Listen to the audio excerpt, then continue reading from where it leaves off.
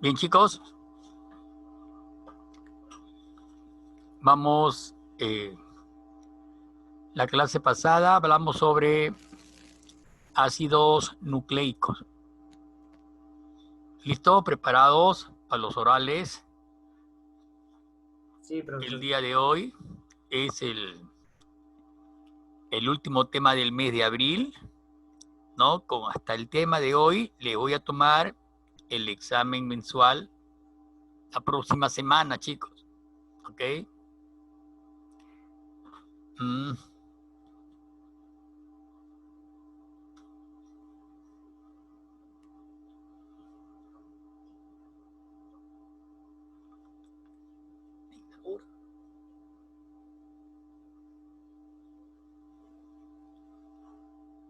Dos.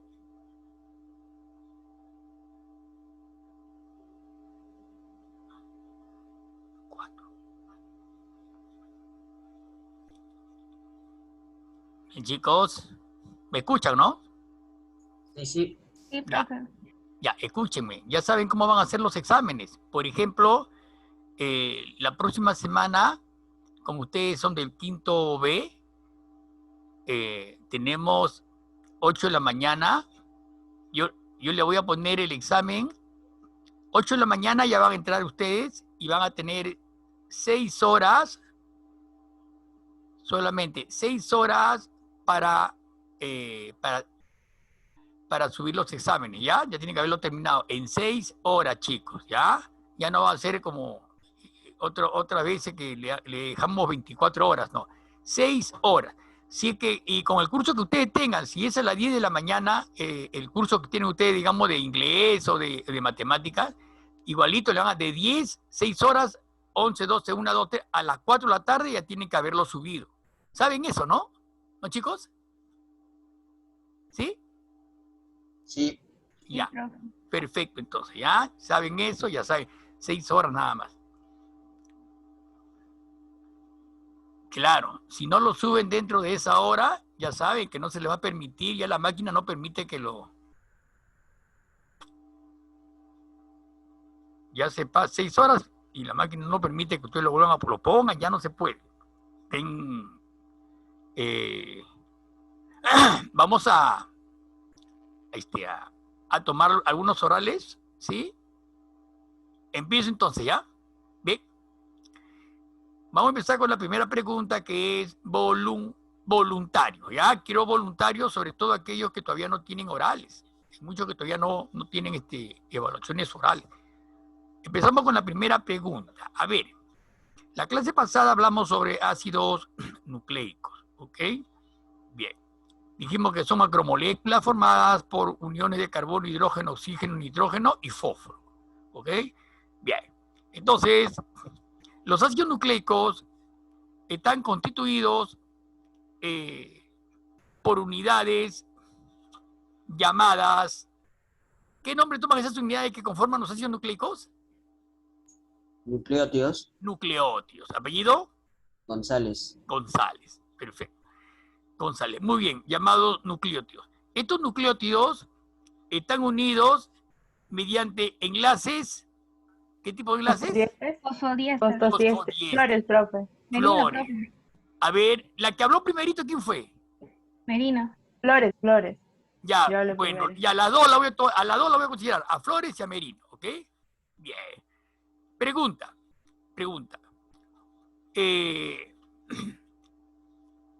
A ver, si marcasen con una manito azul aquí en la pantalla, sería mejor, chicos, ¿ya? Porque si no hablan y quién habla primero, quién habla después. ¿Ok? Ya. Entonces, ahora, un nucleótido está formado básicamente por tres partes. ¿Cuáles son?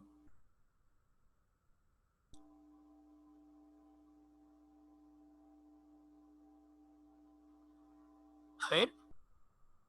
Un nucleótido está formado por tres partes, tres sustancias, tres moléculas, digámoslo así. ¿Cuáles son esas? ¿Alguien recuerda? ¿Nadie? ¿Todos mudos? A ver. Un nucleótido. Primero, un ácido fosfórico, ¿no es cierto? Que es el radical fosfato, ¿no? Un ácido fosfórico. ¿Qué más? ¿Pentosa? Una pentosa, o sea, un glúcido. ¿Y la última? Carbono. ¿Bases nitrogenadas? Una base nitrogenada, ¿ya? Apellido del que habló el último, base nitrogenada. Ore. Ore. ¿Y quién dijo glucosa? ¿Ore también?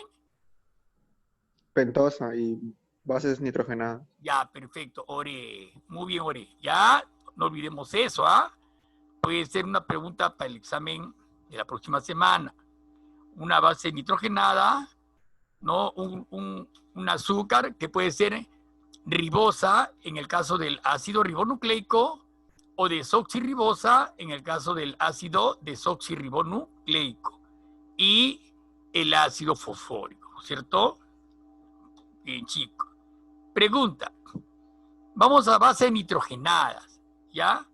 Le dije, las bases nitrogenadas pueden ser purinas si derivan de la purina o pirimidínicas si derivan de la pirimidina, ¿no es cierto?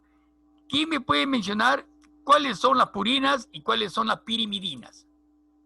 Dígame acá, marquen, ¿ah? Si no, dígame apellido nomás. Profe, Merino. Ya, Merino. A ver, Merino. Purinas está conformada por dos anillos que se llaman adenina y guanina. Ya. Y la pirimidinida. Pirimidínicas. Ya. Timina, citosina y uracilo. Claro, timina, citosina y uracilo. Merino. Muy bien, Merino. ¿Ya? Está bien. Perfecto. A ver.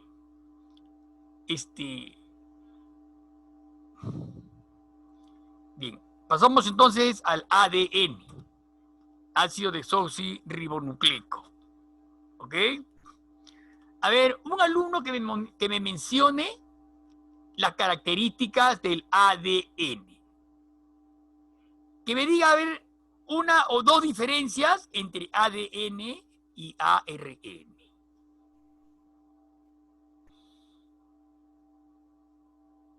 A ver, diferencias entre ADN y ARN. Hay varias, ¿ah? A ver, una quiero, de alguno de ustedes, solamente una. Una nomás me Flores, dice. profe. Una nomás, una, ya, hable. González. Flores, ya. A ver, Flores. El Una. ADN forma, ya, tienen dos cadenas Y el ARN tiene una cadena. Ya, Está ahí compuesto nomás. por una cadena. ¿Apellido? Flores. Flores, flores. Otra diferencia, otro alumno.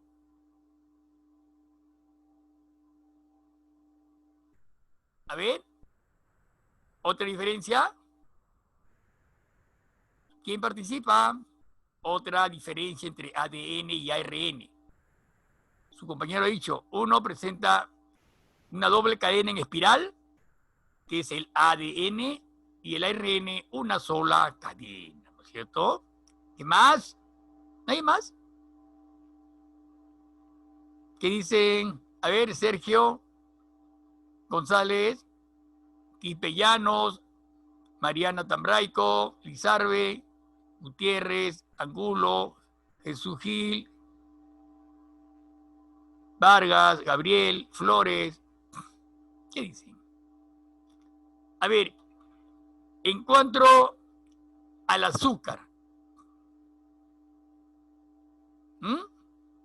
el ARN tiene el ácido, tiene, ¿cómo se llama su azúcar del ácido del ARN? Ribonucleico. Ribosa. Ribonucleico. Y del ADN, desoxirribonucleico. ¿Ok?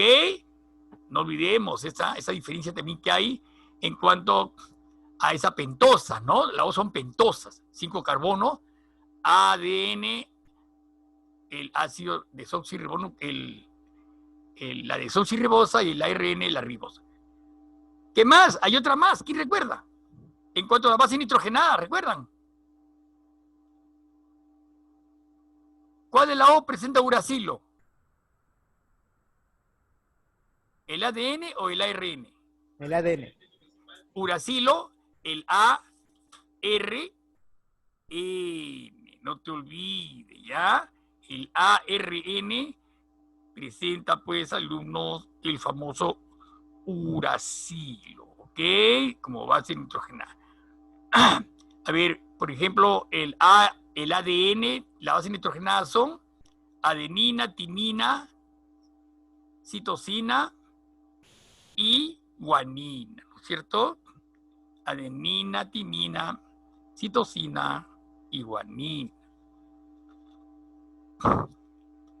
Mucho cuidado, esa pregunta va a venir, alumno, ¿ya? Va a venir. Bien, chicos.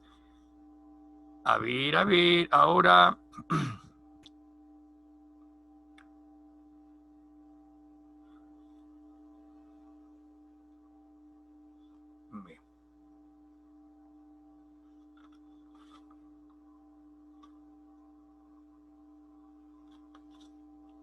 Vamos al tema de hoy, chicos. Vamos a hablar sobre biomoléculas inorgánicas, ¿ok? Entonces, ya hemos culminado con las biomoléculas orgánicas. Eran los glúcidos, ¿recuerdan? Glúcidos o carbohidratos o hidratos de carbono. De las 3 formas lo puedes llamar.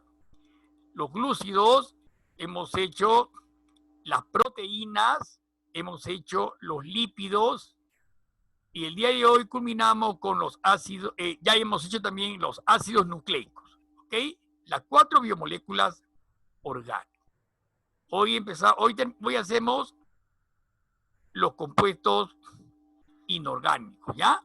Compuestos inorgánicos. Bien, empezamos entonces. Anoten, saquen sus papeles, lapiceros, y anoten lo básico, lo más importante, ¿no? Bien, chicos. Biomoléculas inorgánicas. Dice,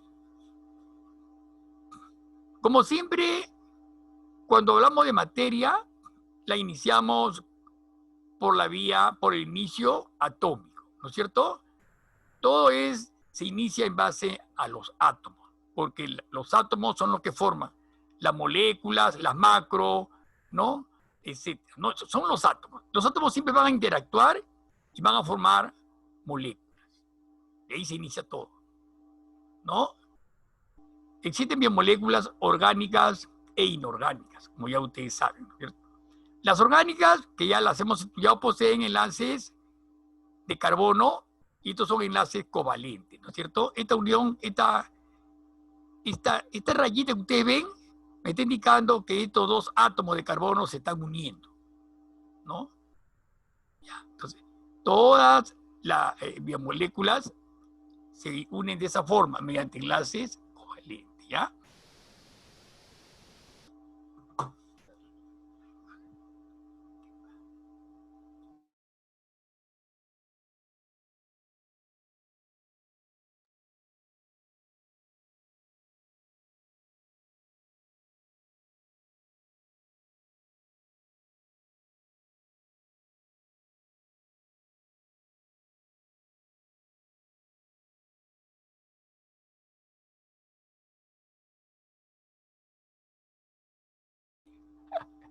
Deja, nene. Biomolécula. Deja, nene. Píntala.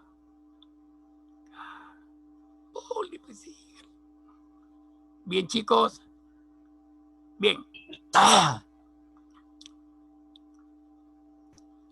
Las biomoléculas inorgánicas poseen enlaces iónicos o electrovalentes.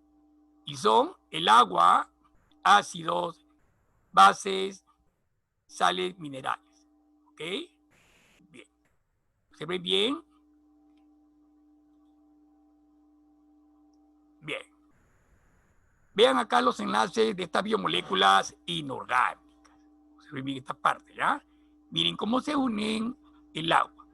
Los dos átomos de hidrógeno positivos con el átomo de oxígeno negativo, ¿no? Esa es la forma en que se une, por ejemplo, una molécula de agua. Como saben ustedes, el agua es una sustancia muy importante para la vida. Las sales minerales, acá tenemos también, vean, el cloro y el sodio, ¿no? Cloro negativo y el sodio positivo, los dos átomos se van a unir y van a formar una molécula de cloruro de sodio, que es una sal. Esta es unión de dos átomos de oxígeno y forman el O2, el oxígeno, que se encuentra en el medio ambiente. Luego tenemos el dióxido de carbono, ¿no? Carbono y dos átomos de oxígeno, CO2. ¿Ok? Bien. ¿Okay? Acá estamos observando el hidróxido de sodio, una base, ¿no?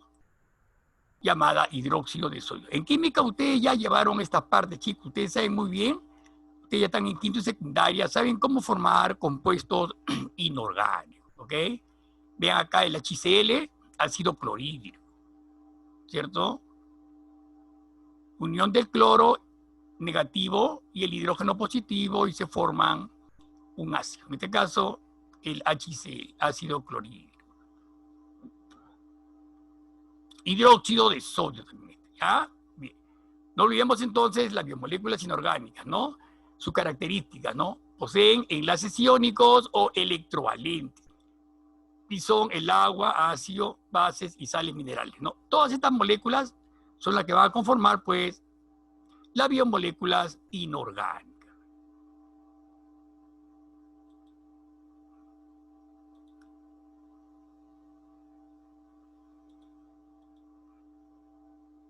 Bien.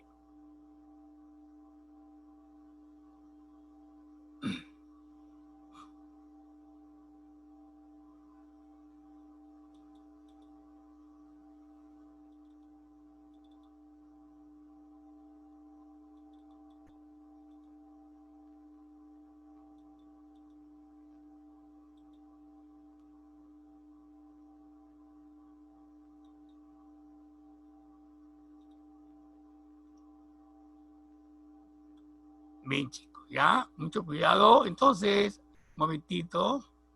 Admitir.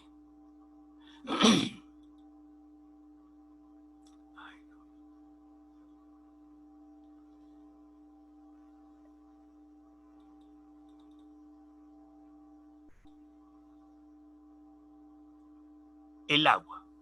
Bien.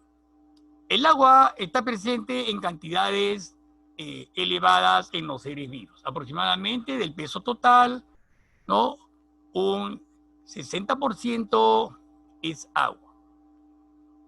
Es una molécula estable, ¿no? Las moléculas individuales de agua continuamente ganan, pierden o intercambian átomos de hidrógeno.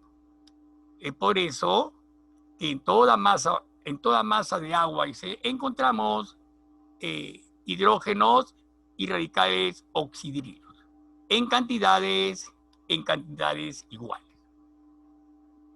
Un momentito, están entrando a cada momento, molestando a cada rato para entrar. Encontramos en cantidades iguales radicales oxidrilos e hidrógenos, ¿no? Esta igualdad determina que toda la masa de agua sea normalmente insípida, ¿no es cierto? O sea, no tiene sabor. Insípida o neutra. Pero sí, la igualdad de hidrógenos y OH va a variar, ¿no? O sea, cuando tiene gran cantidad de hidrógenos, será pues la solución ácida, y cuando tiene gran cantidad de OH, solución alcalina. Ahí está cómo se descompone el agua, H2O, igual, hidronios o hidrogeniones, H, más el radical OH monovalente negativo, que es el hidroxilo, ¿no? Esa es la descomposición del agua. Dice, los puentes de hidrógeno presentan interacciones intermoleculares, producto de ello el agua presenta las siguientes características. Veamos algunas de las más importantes características del agua, ¿ok? Bien, chicos. Bien. A ver, la primera característica del agua dice, presentan un elevado calor específico. Ojo con esto, ¿ya? Presentan un elevado calor específico. Mucho cuidado con este aspecto. O sea, en condiciones normales, dice, 1 kilogramo de agua necesita 1 kilocaloría para que su temperatura aumente 1 grado centígrado. Es decir, 1 kilocaloría por grado centígrado. Repitamos esto, el agua contiene un alto poder, un alto calor específico. Esa característica del agua es muy importante, ¿ya? Entonces, este alto calor específico del agua es consecuencia justamente de los puentes de hidrógeno, ¿no es cierto? Los puentes de hidrógeno son un tipo de interacción molecular que se da entre las moléculas de agua y que es bastante fuerte, ¿no? Entonces, es necesario aportar mucha energía para hacer que estos puentes vibren y que aumente su temperatura, lógicamente, ¿no es cierto? La vibración de estos puentes de hidrógeno, justamente a 100 grados centígrados, vamos a ver que el agua líquida pasa al estado de vapor, lógicamente, no se evapora. Saben que el agua, el grado de ebullición del agua es de 100 grados centígrados, ¿ya? Bien. Tenemos otra característica del agua. 2, alto punto de ebullición, justamente el que les estaba diciendo, ¿cierto? El agua tiene un alto punto de ebullición. A presión normal, el punto de ebullición del agua es de 100 grados centígrados. Y el punto de fusión, 0 grados centígrados. No olvidemos esa característica del agua, ¿no?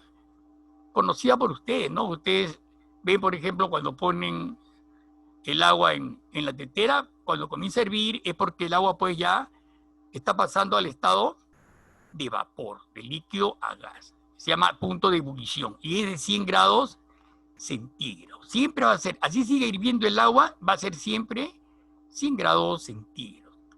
Y el punto de fusión, el de fusión, alumnos, es cuando el agua pues se transforma a hielo, al estado sólido, ¿no? De líquido a sólido, y lo va a hacer a 0 o menos 0 grados centígrados, ¿ya? De 0 para abajo, ya el agua se transforma a hielo. El líquido al estado sólido, ¿no? El hielo. Entonces, no olvidemos el alto punto de ebullición.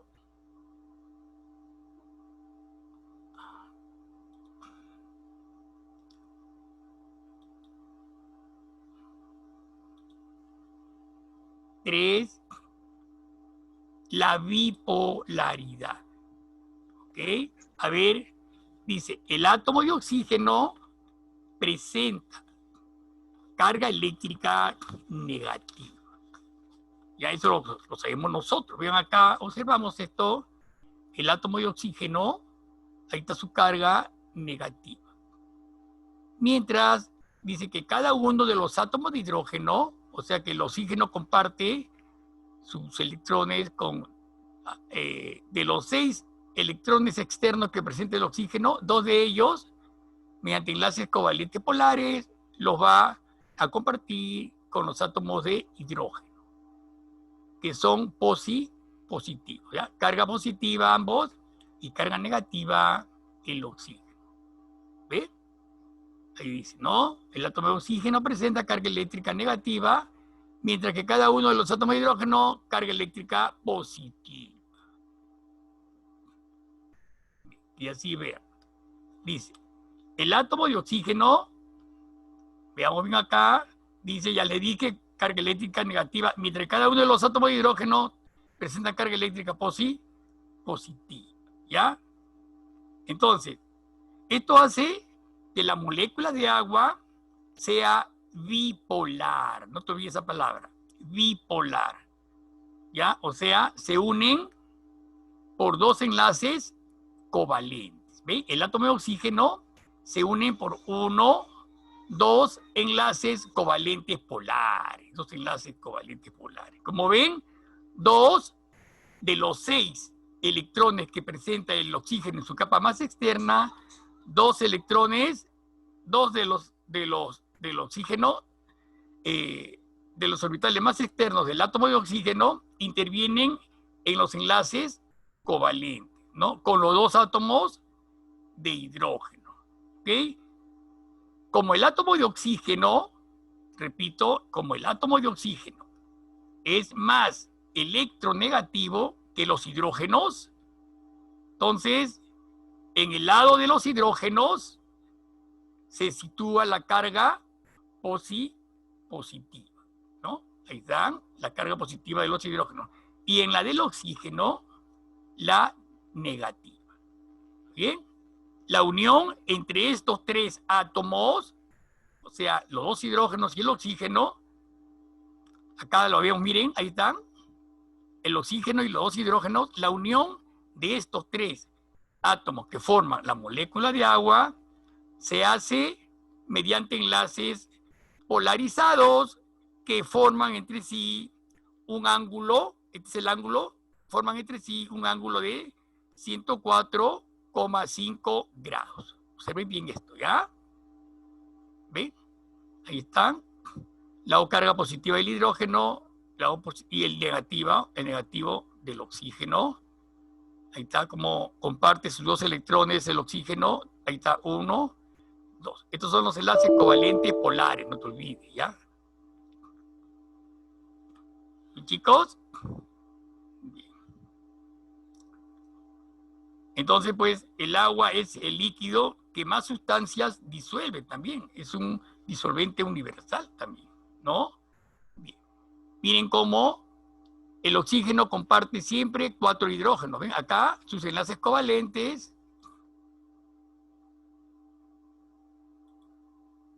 Acá el oxígeno con sus enlaces de hidrógeno, sus enlaces covalentes polares. Y acá este oxígeno también comparte mediante puentes de hidrógeno con 2 hidrógenos más. ¿Ya? Entonces la grande cantidad de esta compartición que realizan estos 2 elementos forman pues el agua, lógicamente, ¿ya? Observamos bien eso, ¿ah? Miren bien.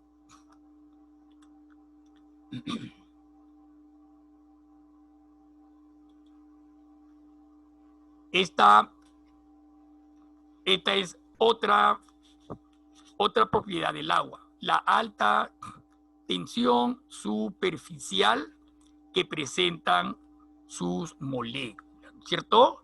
Ya hablamos sobre la bipolaridad.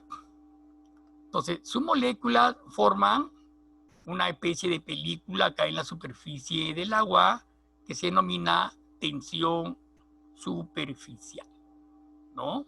Vean, acá tenemos un insecto, cómo se posa sobre el agua, ¿no? Y no se hunde por la tensión que forma, pues, esta película, digámoslo así, del agua, ¿no? La tensión superficial. Chicos, bien.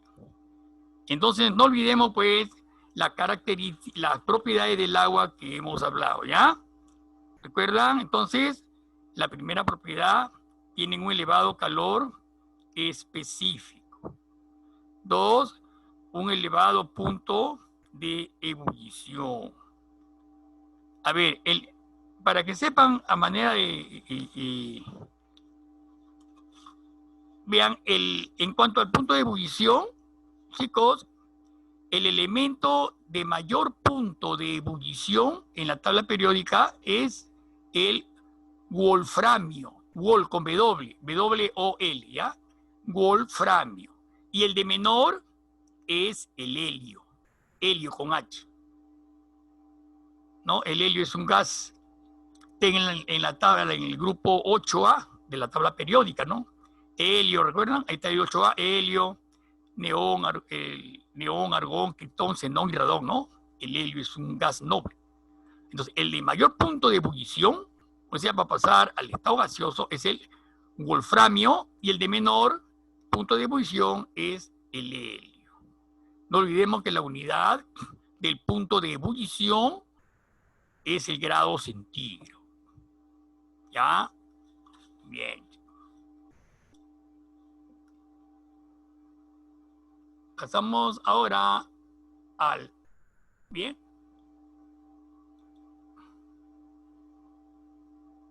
Esta. Este es, alumno, una de las características del agua también, que dice que su pH es neutro. Miren bien esta característica. El pH del agua es neutro. Lo toman como un 7 acá en estado neutral. Si ustedes ven esta escala, observen bien, ¿no? pH neutro. Dice 7. Bien. De 7 a 14, alumnos. De 7 a 14 tiene un pH alcalino. Se ven bien, ¿ya? 7 a 14, un pH alcalino. La alcalinidad se da sobre todo por la gran cantidad de radicales oxidrilos que contiene la solución. Eso lo vamos a ver dentro de breves momentos, ¿ya? Miren, y la acidez por la gran cantidad de hidrógeno que contiene la solución, ¿cierto? Ahí pues dice 7, pH neutro corresponde al agua, un pH alcalino, o sea, soluciones alcalinas, ¿no? En forma va ascendiendo, 8, 9, 10, 11, 12, 13, 14 lo tendrá por una sustancia bastante alcalina como el hidróxido de sodio, por ejemplo. Las bases son bastante alcalinas, hidróxido de sodio, hidróxido de potasio, ¿no? Y las ácidas, ¿no? También va a ir ascendiendo, 6, menos ácidas, menos, mediano, más, hasta el pH bastante ácido, que es el ácido clorhídrico, HCl, ¿ya? Se ven bien esta escalita. Bien. Las funciones. ¿Cuáles son las funciones del agua? Algunas de sus grandes funciones que presenta el agua, alumnos. Y justamente, pues, es la que hace posible la vida animal, ¿no es cierto? A ver, dentro de sus funciones tenemos termorregulador. Dice, termo, que viene de calor, regula el calor de los cuerpos, ¿no? Y su mismo nombre lo dice, termorregulador. Dice, se debe a su elevado calor específico. Ya hemos visto esta parte de calor específico, ¿no? El agua, ¿no? trata de regular la temperatura interna de los cuerpos. Y así lo hace con los animales. Igualmente con el hombre también lo va a hacer. Dice, se debe a su elevado calor específico y a su elevado calor de vaporización, que hace que el agua sea idónea para mantener la temperatura constante. Mucho cuidado con esa parte, ¿eh? Que el agua sea idónea para mantener la temperatura constante. Por ejemplo, en el hombre la temperatura es de 36 grados centígrados. ¿Okay? Entonces, dice, elevado calor de vaporización, dice. Observen bien esta parte, dice, debido a los puentes de hidrógeno se necesita una gran cantidad de energía para romper los puentes de hidrógeno. ¿Ok? Entonces, quedando poca para evaporar el agua. Dice. Esto permite eliminar gran cantidad de calor sin perder mucha cantidad de agua. Bien acá, ¿no? Una persona haciendo ejercicios y comienza a sudar. O sea, ¿qué está significando? Que el agua está permitiendo a este alumno que internamente no se eleve su temperatura, está eliminando calor a través del agua, lógicamente, ¿no? Dice, esto permite eliminar gran cantidad de calor, ¿ves? Sin perder mucha cantidad de agua. Esto justifica el papel regulador térmico del agua, ¿no? Es el papel que hace en nuestro cuerpo, regula la temperatura. De ahí el nombre de termorregulador, ¿no? Al sudar, por ejemplo, el agua se evapora y se lleva calorías en exceso, produciendo un enfriamiento, ¿no? Ustedes ven cómo usted al sudar, ¿no? Al ratito el sudor se evapora y su temperatura vuelve a la normalidad, ¿no? A 36 grados centígrados. Bien, chicos. En esta función nos vamos a quedar, ¿ya? Dentro de 10 minutitos, alumnos, proseguimos, ¿ok? Bien, chicos. Deja ya.